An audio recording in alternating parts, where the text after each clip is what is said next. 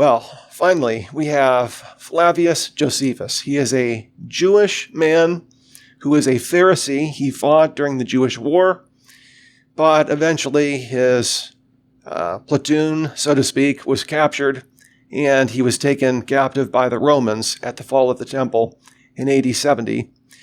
He was a very savvy man. If you study Josephus, he knew how to survive. And he basically made himself useful to the emperor at the time.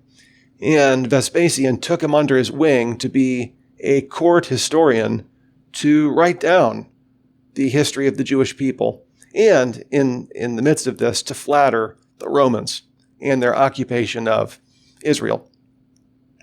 Josephus grew up in Israel, and he was born just after Jesus died. So he would have been there when the Christian movement was a burgeoning movement in the early decades after the death of Christ. As a Pharisee, that's just a small cadre of 6,000 men who followed the Jewish law scrupulously. Josephus would have been someone who heard about Christianity and would have been acquainted with the Christian movement. Well, we read in Book 20 of his Antiquities of the Jews. He writes this: the judges of the Sanhedrin is the 70-person Supreme Court that was ruled over by the high priest. So the Supreme Court of the day. The judges of the Sanhedrin brought before them a man named James. Well, who's that? Oh, that could be anybody. James, the brother of Jesus. Okay, there's a lot of Jameses, though, in the first century in Israel, and there's a lot of Jesuses, too. James, the brother of Jesus, who is called the Christ. See, that's pretty specific, and that goes right back to our New Testament. The James, the writer of the Epistle of James, the James who is mentioned in Galatians 1 and 2, who is considered a pillar of the early church. He's called an apostle. And he's really at the fulcrum of the Christian movement in Acts chapter 15 and Acts chapter 21. This is the James, the half-brother of Jesus, who's being mentioned here. Now, Josephus doesn't say that Jesus was the Christ, but that he was called the Christ. Josephine scholars have almost universally held that this refers to Jesus and his brother James. Von Vorst again says, quote, the overwhelming majority of scholars holds that the words, the brother of Jesus called Christ, are authentic to Josephus, as is the entire passage in which it is found. Now that is in Book 20.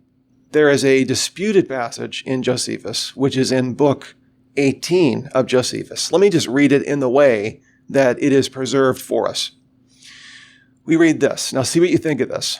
This comes from Josephus. Now there was about this time Jesus, a wise man, if it be lawful to call him a man. For he was one who wrought surprising feats. He was the Christ. He appeared to them, his disciples, again on the third day, as the divine prophets had foretold these and 10,000 other wonderful things concerning him. Does that sound like Josephus to you? That Jesus, if it's lawful to call him a man, that he rose from the dead on the third day, that this was in fulfillment of prophecy. See, that doesn't fit with what we even read in chapter 20, that he was called the Christ. Furthermore, Origen in AD 250 states that Josephus was not a Christian. So this doesn't sound like a Christian would have written this. Tertullian and Irenaeus, writing in AD 200, cite from Josephus, but they never cite from this passage. And later, in about the 330s, 340 AD, Eusebius cites from this passage. So this is called the Testimonium Flavium, that is to say, the testimony of Josephus. Eusebius cites this in the 330s AD, but Tertullian and Irenaeus surely would have cited this, right? Wouldn't that be great evidence that a non-Christian, Jewish, Roman historian is referring to the death, burial, and resurrection of Jesus, and it was the fulfillment of prophecy to boot. So this doesn't seem like Josephus. Indeed, virtually everyone agrees, whether you're a Christian or a critic that this is referring to, or rather, this is an interpolation. However, in 1971, there was a Hebrew scholar by the name of Shlomo Pines who discovered a shortened Arabic manuscript of this section in Josephus. Now, what's interesting about this is, for years, Josephine scholars and New Testament scholars looked at this section in Josephus, and they said, we don't think that the entire thing was made up. It fits into the context of Josephus. It just seems like little parts were twisted or tweaked or forged. But the core seems to go back to Josephus. And in fact, they even would create versions of this section of Josephus where they would cross out parts of the text, saying, well, this part probably didn't go back to Josephus, but the historical core does. What was interesting is, in the 70s, this was confirmed with empirical evidence that a separate document, now this is going on 50 years at this point, this Arabic document that dates from the 10th century, this must have split off from the original Josephus, and it has the abridged version that Josephine scholars held to. So, in other words, the Josephine scholars crossed out certain parts and said, those parts can't be Josephus. And then they found this Arabic document of Josephus that had those same parts crossed out. See what you think of this. This is the Arabic text. Quote, at this time, there was a wise man who was called Jesus. Any objections there? No. Josephus could say that Jesus was a wise man. His conduct was good, and he was known to be virtuous. Any objections there? Well, no. Even in the New Testament, the enemies of Jesus will say that he is a good and lawful man, that he doesn't commit sin. Of course, when they're in the kangaroo court trying to impugn him with guilt, they're making up all sorts of things. However, even Jesus' enemies believed that he was a good and virtuous man. They couldn't pin anything on him. What about this part? Many people from among the Jews and the other nations became his disciples. Again, even in the book of Acts, we read that the enemies of Christianity say that many people are becoming his disciples. That shouldn't be confusing. And Pilate condemned him to be crucified and to die.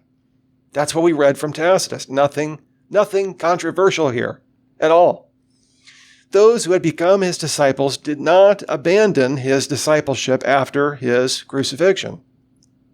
Rather, they reported that he had appeared to them 3 days after his crucifixion and that he was alive. Accordingly, he was perhaps the Messiah, concerning whom the prophets have recounted wonders. So, Josephus in this manuscript from Dr. Pines is not affirming that Jesus was God, that he was even the Messiah. He's making the statement that his disciples made this claim. Now, there's nothing controversial about that. Of course his disciples made this claim. Josephus doesn't believe it, but all he's doing here is recording it. This being the case, this is not an interpolation.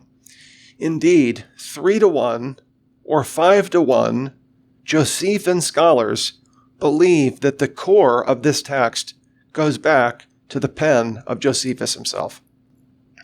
Like who? Well, Louis Feldman, a Josephine scholar, Bart Ehrman, a critic of Christianity, Gerd Thiessen, Greg Evans, Paul Meyer, John Dominic Crossan. John Dominic Crossan is one of the most critical scholars in New Testament scholarship today, and he says the core of this passage goes back to Josephus himself. Why? Well, number one, the Arabic version gives empirical evidence of what scholars thought was the historical core before it was discovered. So they looked at this passage from Josephus, they said that can't be original. However, if we get rid of these embellished parts, it would make sense to go back to Josephus. And then we found an independent source that matched this literary criticism. Secondly, the language of this section fits with Josephus. The New Testament doesn't use this language for Jesus of calling him a wise man or referring to the tribe of people, the specific language that Josephus uses, or referring to his amazing deeds. This is unique Greek language to Josephus that doesn't come from the New Testament, but does come from the greater corpus of Josephus's work. Third and finally, chapter 20 is uncontested. We're in chapter 18, and it references Jesus, a man whose disciples believe that he died, was crucified, and was raised, that the prophets foretold all this. Josephus says he was perhaps the Messiah, not that he believed it, but this is what his disciples claimed. Then, 2 chapters later, we read about James, the brother of Jesus, the so-called Christ. See, that title comes out of nowhere. See, in other words, that passage in chapter 20 builds on what we already read in chapter 18 of the Antiquities. It's a throwaway comment that there was a messianic pretender in chapter 20, and why this man, James, would go to his death in belief of his brother Jesus, unless you believe that Josephus had already mentioned Jesus in chapter 18.